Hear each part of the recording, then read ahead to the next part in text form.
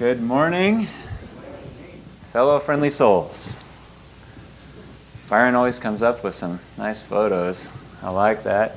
We are going to continue our study this morning with part 7 of our Evidence for the Bible series. This will be the last week. You'll see me for a little while. I've got to turn... Somebody messed with my papers. I think it was Deuteronomy 23. This will be the last week you see me for a few weeks next week. Andrew will start. He'll have, I believe it's a 3-part series that he'll be bringing us. So you'll have a refreshment as far as a different preacher up here. And I am looking forward to viewing his series myself as well. Last week we left off in the medical sort of arena. And this morning we will continue as such with the topic of sanitation. And again, we're going to be primarily staying in the Old Testament with respect to this particular topic, books that Moses wrote. And we're talking several thousand years ago. So this is not recent. This was an old, ancient culture. It did not have the modern advanced technologies and knowledge that we enjoy today. And so keep that in mind. Think to yourselves, how did Moses know these things? Or how would he know these things if God did not reveal it to him? Deuteronomy chapter 23. And I'll read verses 9 through 14. When the host goeth forth against thine enemies, then keep thee from every wicked thing. If there be among you any man that is not clean by reason of uncleanness, that chanceth him by night, then shall he go abroad out of the camp, he shall not come within the camp. Verse 11 is key here. But it shall be, when evening cometh on, he shall wash himself with water. And when the sun is down, he shall come into the camp again. Thou shalt have a place also without the camp, whither thou shalt go forth abroad. Verse 13 is also key. And thou shalt have a paddle upon thy weapon, and it shall be, when thou wilt ease thyself abroad, thou shalt dig therewith, and shalt turn back and cover that which cometh from thee. For the Lord thy God walketh in the midst of thy camp, to deliver thee and to give up thine enemies before thee. Therefore shall thy camp be holy, that he see no unclean thing in thee, and turn away from thee. The idea in verse 11 to wash oneself with water is a basic sanitation practice. Do we not teach even today? They still have signs up in many of the medical facilities that'll come with brochures to wash your hands. Of course, it comes with instructions like sing the ABCs or wash for 20 plus seconds or whatever it might be. But the idea is the same. We're washing ourselves to be clean. And in verses 12 and 13, the King James Version here, the language is a little bit difficult to read, but it's basically saying go to the bathroom outside the camp. Bury your excrement. It's very simple. Don't do this and sleep and camp in the same area that you're going potty. So this is a very ancient thing that the Hebrew people, God's people, knew about this because God instructed Moses in these things. But how did we figure these things out in modern society, modern culture? Well, I'll give you an example. In 1846 through 1860 or thereabouts, so we're looking at the mid-1800s, for well over a decade, there was this thing called the cholera pandemic. And in 1854, there was a particular outbreak within this pandemic called the Broad Street outbreak. And it killed over 600 people in just this one outbreak. Note that over that approximately 14-year period, over 14,000 people died from cholera. There was an individual by the name of John Snow. And he discovered contaminated water. And on the screen, you'll see a map, and you'll see a picture of a memorialized water pump. That map, and I don't know if you can see in there, there are some dots in there that are a little bit bolder, a little bit darker black, a little bit more so than the others. And John Snow mapped out where the pandemic was happening, and he was able to source and figure out where the source of the pandemic was coming from. It was coming from this water pump, which this is the memorialized version. It's not an actual pump anymore. It does not pump water, but that's where it is, and on Broad Street. And what he found is that the contaminated water came from raw sewage. People were drinking the water. Of course, there were many other things than just raw sewage. There were cow sheds, there were slaughterhouses, there were rotting fluids, overflowing cesspools. And in fact, the London government didn't know what to do with it all, so they just threw it into the River Thames. And of course, putting it into the river, it ended up contaminating the water supply. Well, the idea that John Snow was able to figure out where this came from, it advanced the idea of germ theory. Speaking of germs, if we were to go to Numbers chapter 19, verses 11 and 12, it says there that he that toucheth the dead body of any man shall be unclean 7 days. He shall purify himself with it on the 3rd day, and on the 7th day he shall be clean, etc. So there is this idea that we should not touch things that might carry germs, such as dead bodies. So how did we advance in our knowledge to today? You can go back to the mid-1600s. What you see here is a German Jesuit priest by the name of Athanasius Kircher. He saw microorganisms through a microscope in infected blood. This is the first indication that you could find a person that had been infected, of course, post-death, and he was able to see through a microscope, which had been invented by that time in order to identify these microorganisms. If you move a little bit forward, we can see Austrian doctor Ignaz Semmelweis. He instituted antiseptic procedures at the Vienna General Hospital. He was experiencing mortalities with women who were in childbirth. They'd go to the Vienna General Hospital, they would give birth, but 18% of these women were dying of infections. And they had names for what it was, but they didn't really know what it was that was doing it. And it really got to him. He tried to figure out what is going on. Why is my particular hospital causing all of these deaths? So he would compare to other hospitals who did not have the same mortality rate that he did. He found the practices of the doctors at his hospital. They would come in first thing in the morning. And one of the common things of this day was to study dead bodies. And so they were working with cadavers. And then after they were done working with the cadavers, studying human anatomy, etc., they would come and help with delivering children. But what did they not do? They did not wash their hands. And so the women who were giving birth were getting infections from the cadavers that they had just handled. Now keep in mind, he was met with fierce opposition when he first figured this out. Now he instituted good practice at his hospital. The death rate went from 18% to close to 2% right away, greatly increasing the chances of survival. However, his contemporaries of the time did not really believe him. It was fiercely opposed. They actually laughed at him, thinking, well, we have to wash our hands? That's got nothing to do with this. Well, Louis Pasteur, we talked about him a little bit before. Remember pasteurized milk? He figured out that you could boil things and kill microorganisms through the boiling process.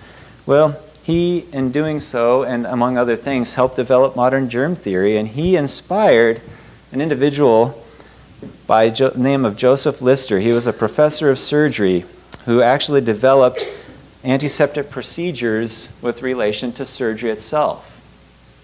A huge thing. Jeff, you and I can relate to Joseph Lister. Look at that sideburn beard. I I think we could go to tea with that man.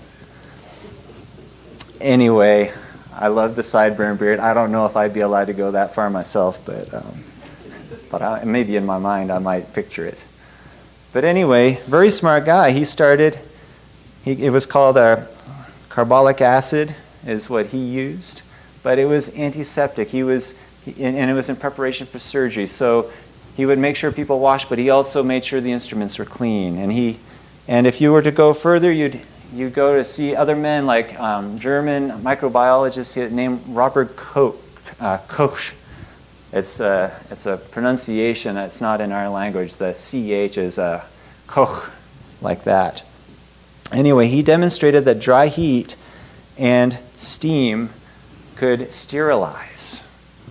And Gustav Neubar, he implemented modern asepsis procedures in his hospital. So, for example, when you're getting ready for surgery, you'd have different areas to do different things. You wouldn't cross-mix or cross-contaminate. So as we see from the mid-1800s, when it was met with fierce opposition, you're going decade by decade, and finally by the late 1800s, people are finally starting to understand. It was still opposed by a lot of folks, but people are starting to catch on. And then, of course, by the 1940s, we have this wonderful thing called antibiotics, which we continue to use to this day in various forms. Next, we have the concept of quarantine. We can see that in Leviticus chapter 13, the first idea of it. I'll turn there briefly. Leviticus chapter 13, verses 45 through 47. And the leper in whom the plague is, his clothes shall be rent and his head bare, and he shall put a covering upon his upper lip, and he shall cry, unclean, unclean. All the days wherein the plague shall be in him, he shall be defiled, he is unclean, he shall dwell alone. Without the camp shall his habitation be. And then if you were to read 47 and following, you'll see that clothes were also included as part of this. So we see the first instance of someone quarantining themselves. He cried out, unclean, unclean, stay away from me, I'm sick. And then he would put himself, he'd live outside the camp, be alone until the sickness passed. The idea of quarantine in modern day actually didn't really come into practice until the 14th century. So God's people were practicing it millennia ago, but we've only been practicing it as modern society for some hundreds of years. It began in the Italian port cities. They began isolating ships and travelers that were suspected of carrying the plague. Initially, these ships, if they were suspected of having the plague, they had to be by themselves. They were not allowed to port and for the people to get off the ship. They had to stay by themselves, isolated for initially it was a period of 30 days, but then they changed it to 40 days. In Italian, it's quarantino. So hence, quarantine that we use today. There are a number of different food regulations that Moses covered as well in the Pentateuch. We see quite a few of those in Leviticus chapter 11. For example, in Leviticus 11, verses 7 and 8, we see the idea of swine or pigs. And the swine is unclean to you, is what it says there. Now, most of us know that pork is susceptible to disease-causing parasites and bacteria, and with proper handling and cooking, we can safely consume pork today. But they wouldn't have known about all of these safe practices back then. They wouldn't have had a way to keep it as clean. We have a lot of USDA regulations that go along with raising animals.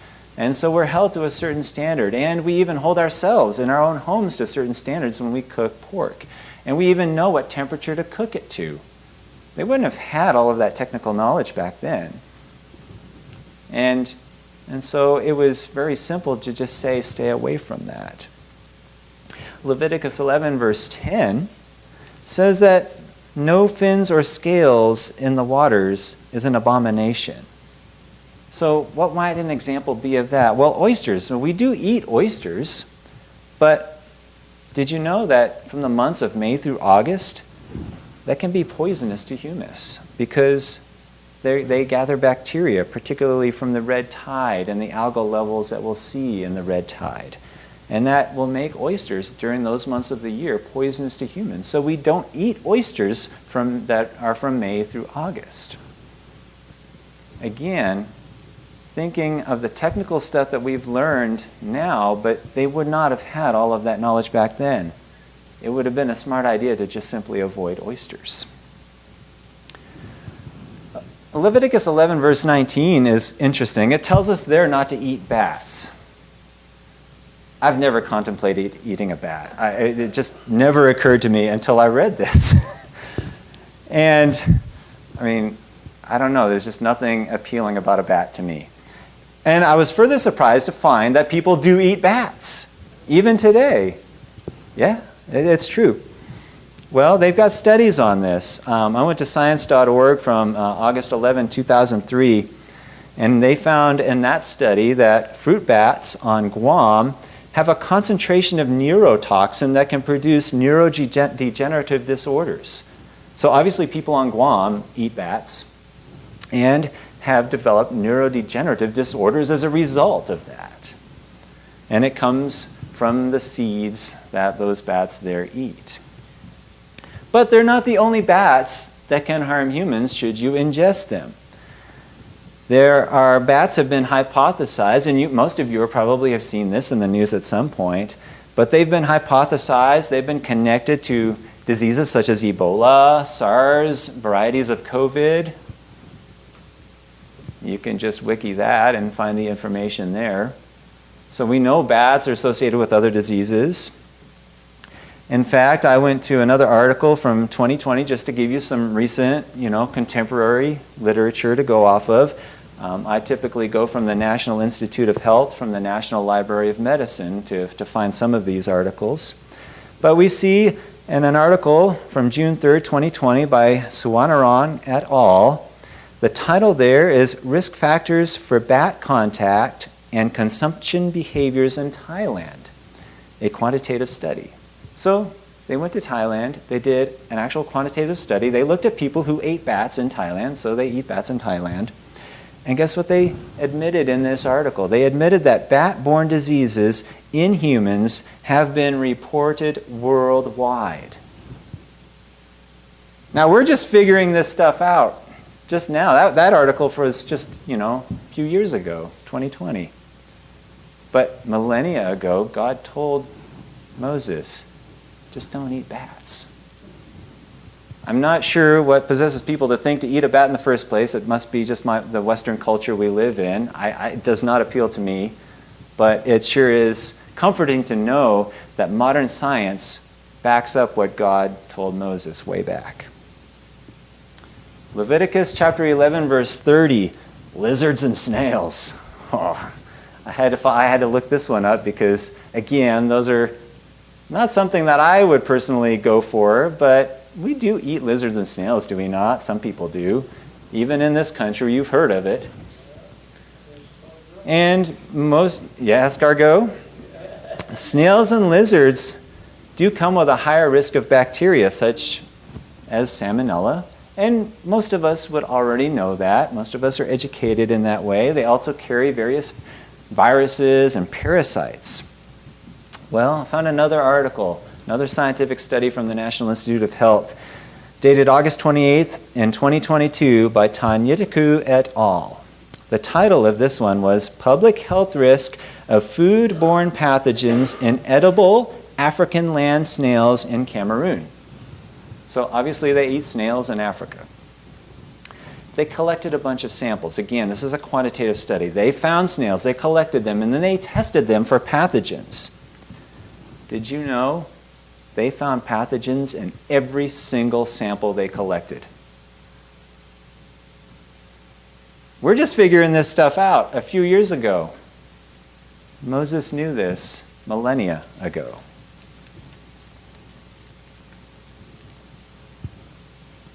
Well, let's move on to a different science topic. Again, we're covering a few different science topics. Let's go to a little bit of engineering. And when we think of engineering, a lot of us think of Noah's Ark.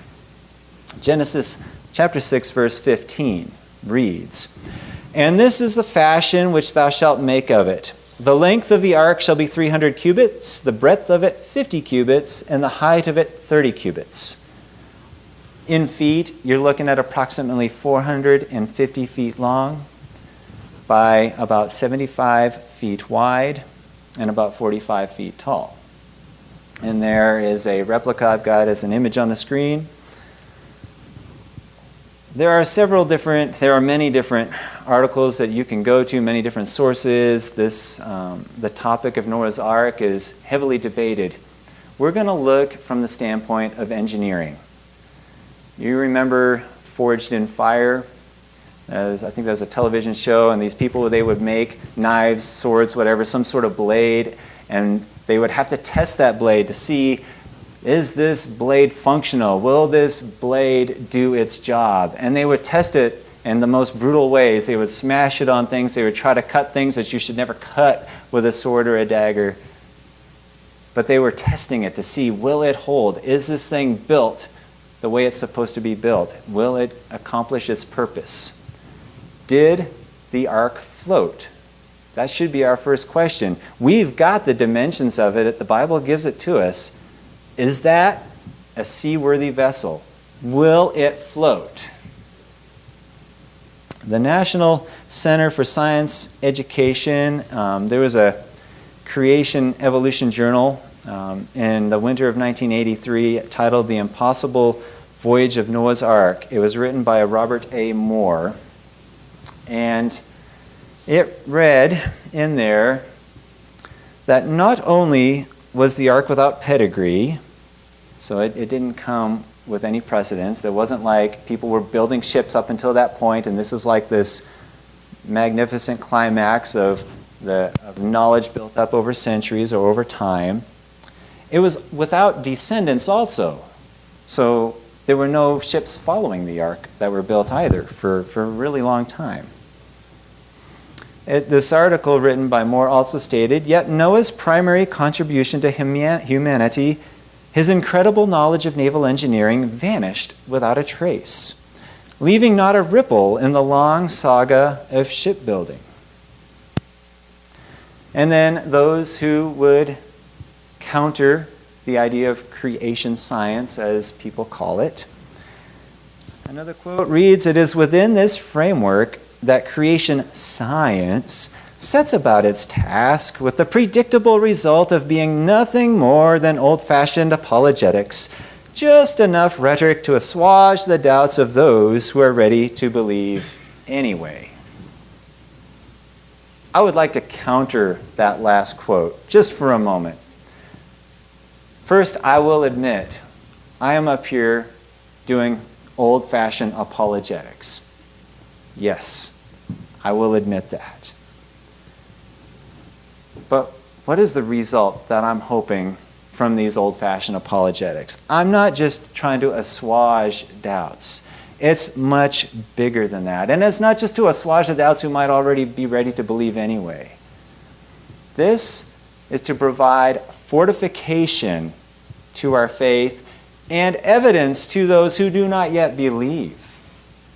To show and to demonstrate, based on factual evidence, that God is who he says he is, that the Bible indeed is inspired of God, 2 Timothy 3:16.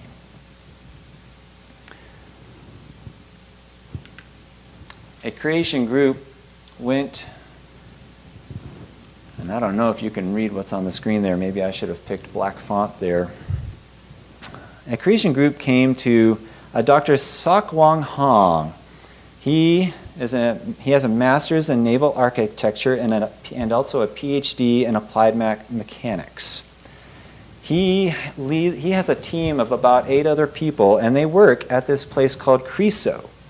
And it's a Korean Research Institute of Shipbuilding and Ocean Engineering. So this is a real research station, not North Korea. We're talking South Korea, of course. But this is a ship research center in Korea. And a creation group went to him and asked him about Noah's Ark. Can you study this for us?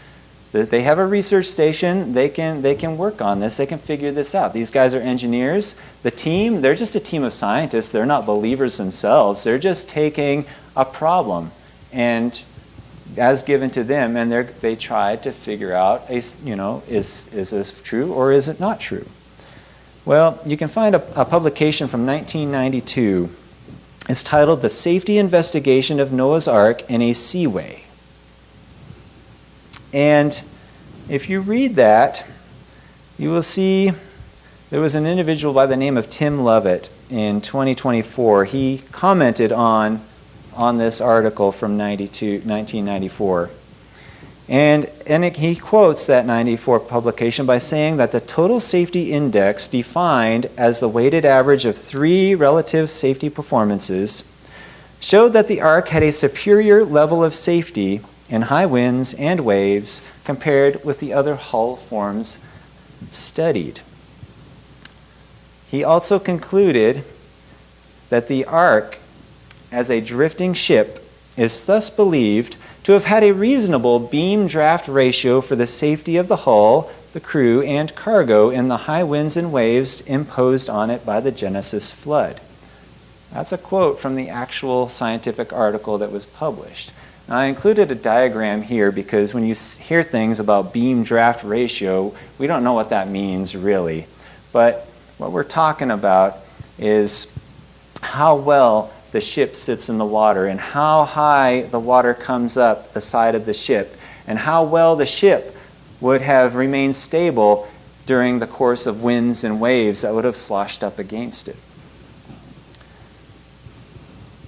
The voyage limit of the Ark is estimated. This is a quote, okay, quote from the article. The voyage limit of the Ark, estimated from modern passenger ships' criteria, reveals it could have navigated sea conditions with waves higher than 30 meters. We're talking 100-foot waves here. Now, how did they do the testing? They did model tests with scaled models. So they had models that were scaled to 1/50th the actual size of the Ark, and they performed tests on these models. They actually also changed the proportions of different models of the ship. So they took the actual proportions of the ship given in Genesis 6:15, but they also varied it a little bit to see if other proportions would work, other lengths, other widths, other heights of similar looking ships and size ships would work. They found that the proportions and size of the Ark itself would have been extremely seaworthy. They actually found that the Ark could handle more than 30-meter waves. They could have handled waves that were almost 50 meters. So multiply that by 3.28. So you're over 150 feet now. Now, it could handle waves that big before the roll of the ship would become critical for the safety of the passengers of the cargo. So at that point, you would probably hit a critical stage. They also found that the timber construction would have been very adequate too. So remember, there were instructions on how to put the timbers together. The conclusion from this article is that the Ark would have been 13 times as stable as the American Bureau of Shipping, the ABS. The ABS have rules and standards for which modern day ships should be able to safely carry passengers and cargo. And that they found that the Ark was 13 times the modern day standard in safety. Imagine that. Moses was no engineer. Noah was no engineer, I'm sorry.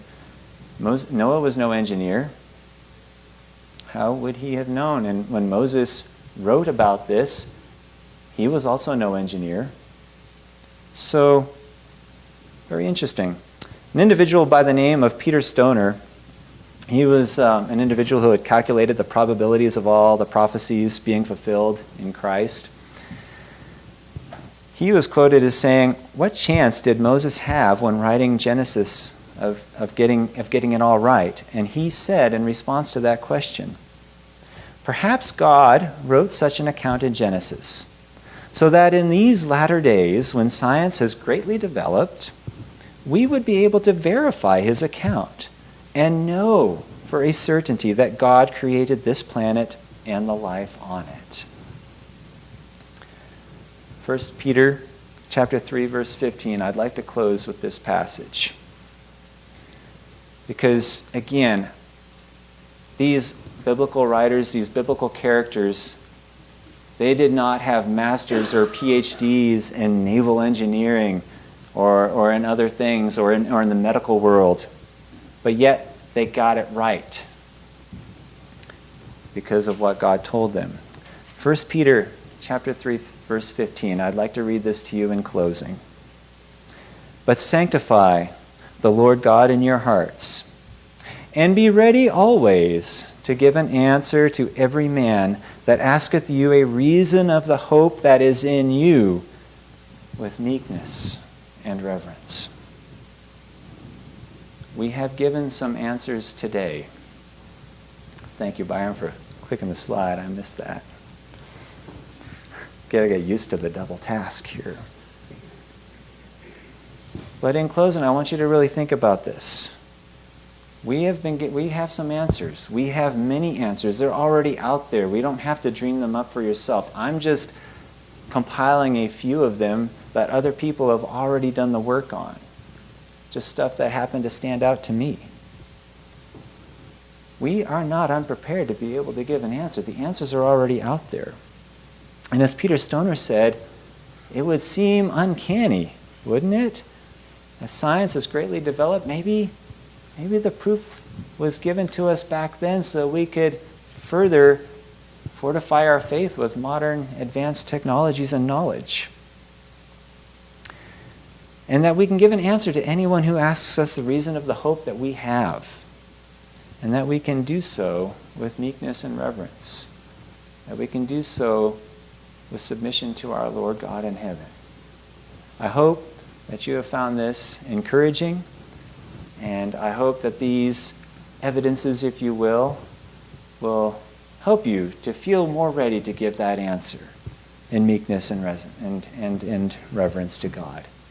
If any of you has a need, whatever it may be, prayers, requests, particular, or to be saved, please come forward as we stand and sing.